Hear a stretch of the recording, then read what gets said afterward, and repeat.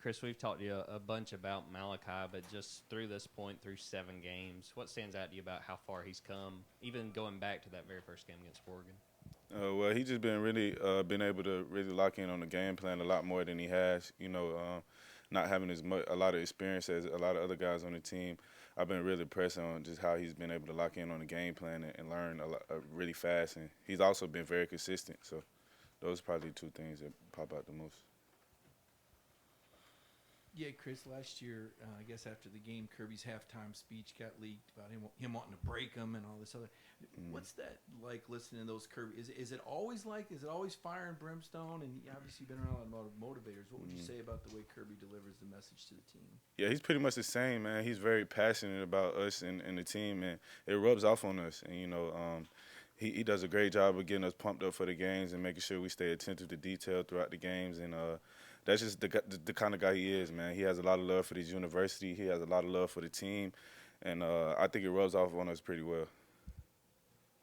Chris, what were some of the areas y'all really focused in on improving as a defense over the bye week, especially when you look ahead to some of the passing attacks y'all have got coming up down the stretch? Yeah, just fundamentals and communication. Fundamentals like playing the ball, tackling, effort, conditioning, and things like that. Communication as well, because like you said, the passing attacks that we got coming is going to take a great amount of communication for us to be able to succeed. So just working on ourselves. I know I sound like a broken record, but we always go to the doctor. So just continuing to work on our fundamentals and communication is the main key point for us. Nolan Smith, being a South Georgia guy, made a couple of big plays in this game last year. What do you think this game means to him, and what does he mean to y'all's defense? I know it means a lot. He's a guy that's just like Coach Smart for us. Just very passionate and brings a lot of energy to the game. He had a great game last year, and I know he's gonna do everything it takes this week to be able to have another good game, as well as the rest of the defense. And Chris, a few years ago, Florida had Kyle Pitts in this game. Obviously, in practice every week, you're intimately involved in defending tight ends, Georgia's tight ends in practice and stuff. Yeah. What is it about tight ends in particular in recent years that, or Georgia for sure, has made it such a big part of the offense and makes it such a difficult quandary for defenses? I personally feel like just in the recent years, tight ends have become some of the best athletes on the field. Just the amount of size and speed they have to go combined with it, and the catch radius, and they almost pretty much always have great hands and things like that. It makes it difficult for a slower linebacker to defend or smaller DB to defend. So they're in that middle ground, but they have a tremendous amount of athleticism that's hard to deal with. Chris, what's been the impact of not having much of Jalen Carter this season? Obviously, the last 2 games haven't had him.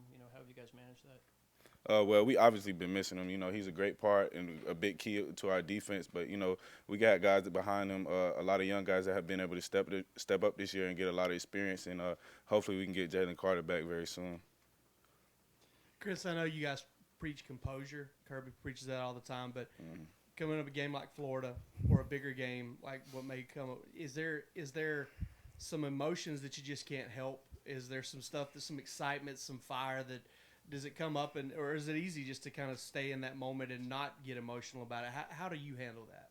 Well, me personally, as the years have gone on, I have been able to stay more composed than I have been when I was, a little bit younger. But, it's always going to be those emotions and things like that flying throughout the game, especially as a game and the stakes get bigger, later in the season, losses take a big toll on the team. So, it's definitely crunch time. Coach Smart and the rest of the coaching staff and the players as a whole, we just try to help each other out when we see somebody not being composed. Coach Smart always preaches pulling out your composure card. Sometimes when things ain't going right, he just dig in his back pocket and go like this. It's just like an imaginary card, but it's something that we like to use to, stay on track throughout our game. Yeah, Chris, I guess we kind of put it to bed, but they put out some statement about the game and no decision about the future of the games. Okay, well, what about for a guy like you that plays Sanford Stadium, goes to visiting stadiums? If the future of this game does turn it into playing in different home stadiums, is that something you think players would like? Would you be open to that, or do you think it should necessarily stay in one stadium all the time? Well, I definitely like playing in Jacksonville, but I personally would like to see the game be home and home as well. It brings a different feel. I never had the opportunity to play in Florida Stadium or anything like that, and that's something that I always wanted. So I think it would be great. Maybe a home and home, and maybe Jacksonville every now and then or something like that. But regardless, the fans gonna show up and show out. So but it definitely would be great to get a home and home every now and then, just because I feel like the players deserve that experience. Their players haven't been able to come to our stadium either, and they're both great sights to see.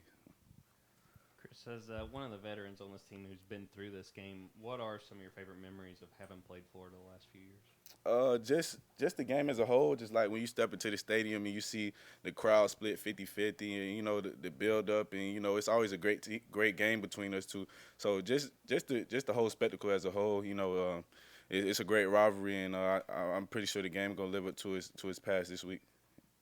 Being from Atlanta, what did you know about this game coming into Georgia, and some of the older DBs that have already gone and graduated? Did they tell you anything about the buildup of this game every year? Yeah, especially Coach Smart. He's one of the main people. He's been a part of this rivalry for a very, very long time. And being from Georgia and being a Georgia fan growing up, I know the importance of this rivalry as well. Having been able to play in it as well, it just adds a little bit more. And our team knows that, and Florida knows it as well.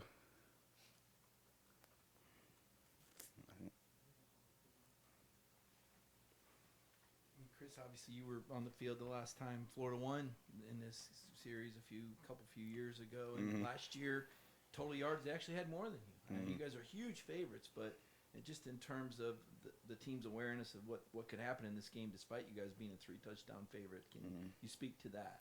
Like I said, man, we know the kind of game it's going to be whenever we play Florida. It's a very big rivalry, and we can't go in this game dwelling on our past. We have to focus on the game plan this week and be able to execute. Like you said, I was on the field when we lost to them 2 years ago. Last year, it was a tough game, although the score probably didn't reflect that. But, it was always a tough game whenever we're able to play those guys, and, we're going to have to be prepared. Chris, what stands out to you about Anthony Richardson and getting ready to play him this week? Well, first of all, he's a physical specimen. He breaks a lot of tackles. He's able to make a lot of plays outside the pocket as well as standing in the pocket and getting deep shots down the field. So, we're gonna have to put together a good game plan to be able to contain him as well. I was fortunate enough to be able to go against him last year and see what he was about, and he's done nothing but improve since then. Things have obviously gotten strange with the transfer portal.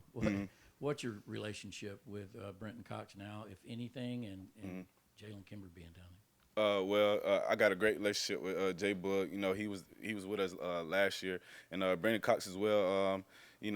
Things happen. Guys aren't on the team like they used to be, but you keep that great relationship if you had a good relationship with those players as well. So I talk to Jalen Kimber a lot.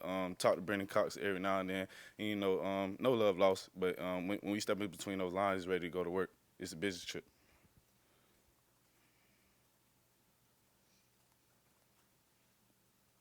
Other questions? Thank you.